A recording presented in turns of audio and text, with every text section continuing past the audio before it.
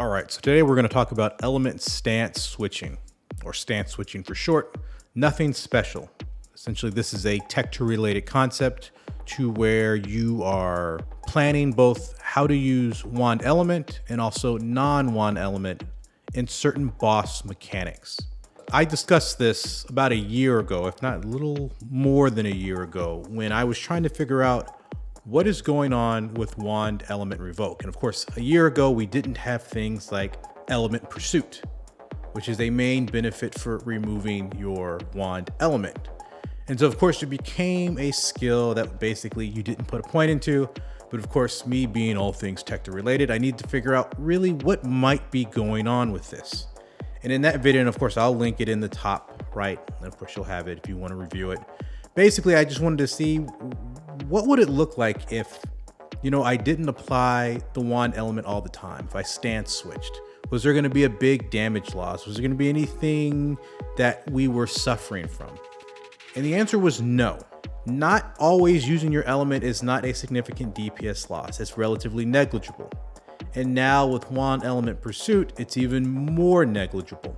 What this allows us to do is essentially a mini game against certain bosses. And I will use a couple examples such as the Bujin types and also the Magiris types, where essentially you either can, one, increase your rate of downs. So that's both physical and element, or two, delay downs, which can be very, very important. We'll get into that. But essentially at a high level, element switching for certain boss mechanics allows you to take advantage of a lot of the tools that we have and can set you up for situations in which either have more options, you have more damage opportunities, or even you have the ability to build resources faster before you down an enemy and need to use them to get that additional power. Without further ado, what we're going to do first is we're going to provide an example of what element stance switching can do against Bujin. Now I'm going to be using my Gunblaze because using my Neos, I'll kill Bujin too fast. Once again, this is going to be a level 69 Stia Purple.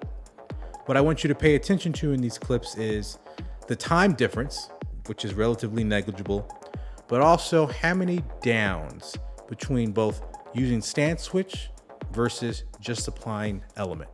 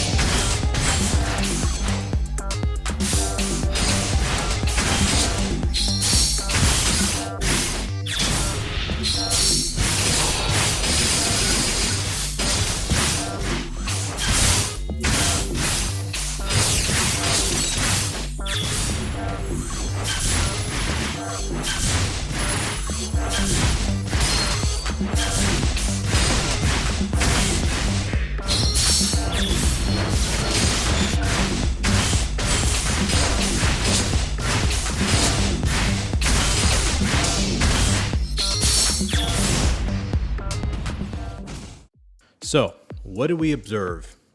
The first thing, stance switching versus always using weak element, in this case ice. There is no real damage difference. Comes to random RNG. Probably all ice would on average be a little bit faster, maybe a second or two. Once again, not a DPS loss if you're not always using ice. I know there's a lot of Techter players out there who don't like the fact that it can be difficult to reapply element.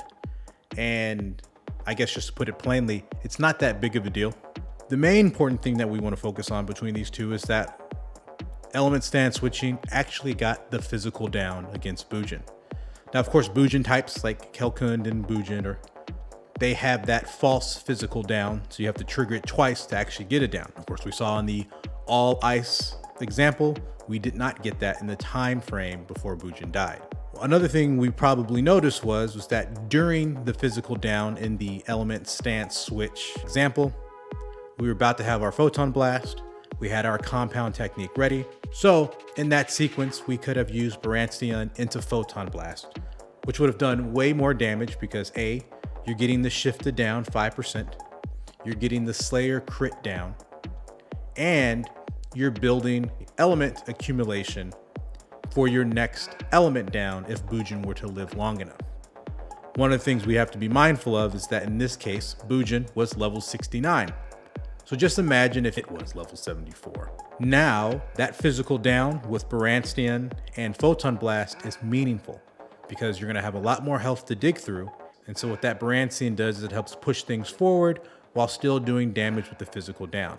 The question you'd have to ask yourself in a situation where Bujin didn't die when you're using all ice, when would you get that physical down? Would it be in a timely situation to where you had your photon blast ready? Or are you still going to be kind of pushing that element accumulation, which is already scaled dramatically because you've already triggered 2 down?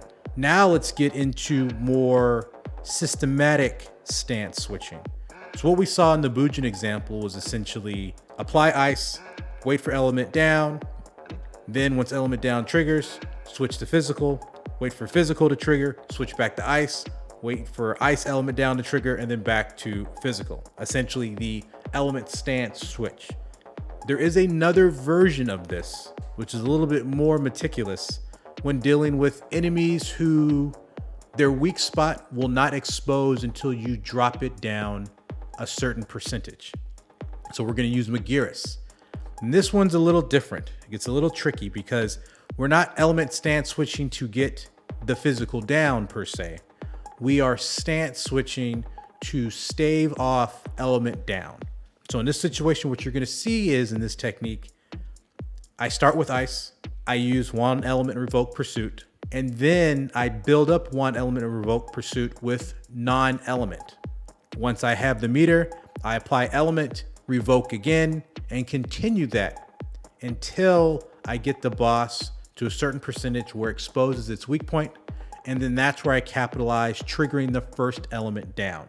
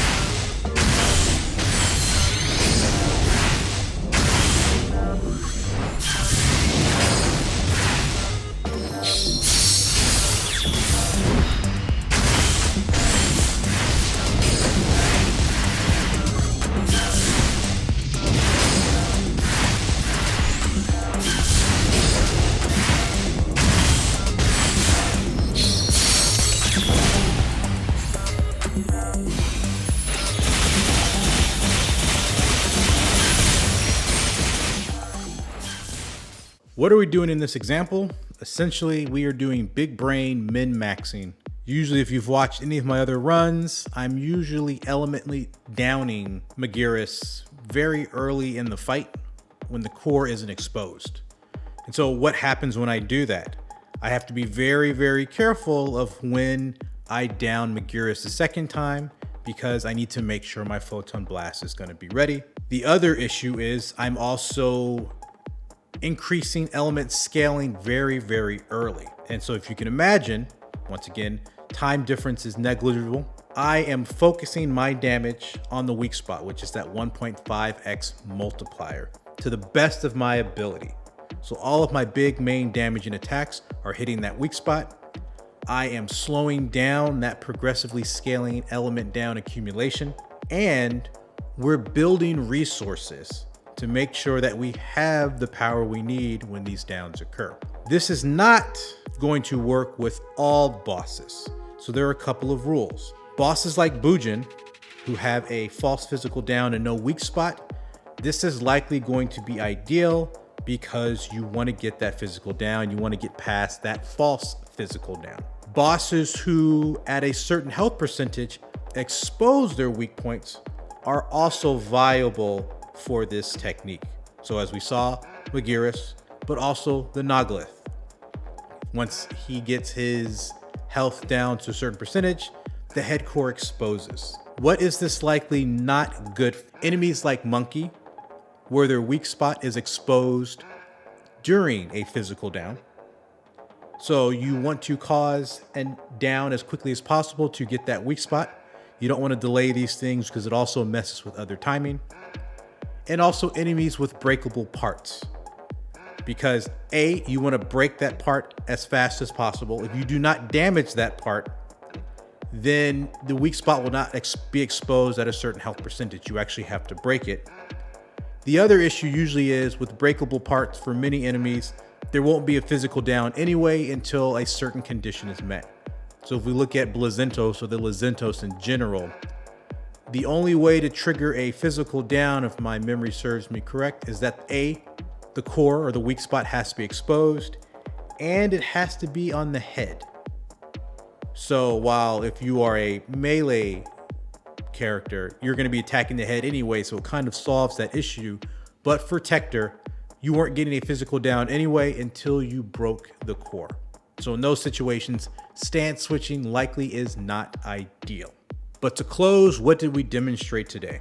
Once again, not using weak element on your wand 24/7 is not that big of an issue. And also because of wand element revoke pursuit and other mechanisms, it can also propel you in certain situations.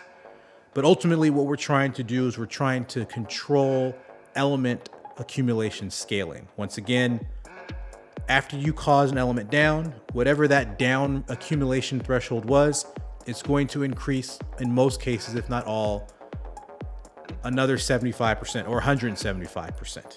Physical down is usually less, but still. So let's say you had 1,000 down accumulation.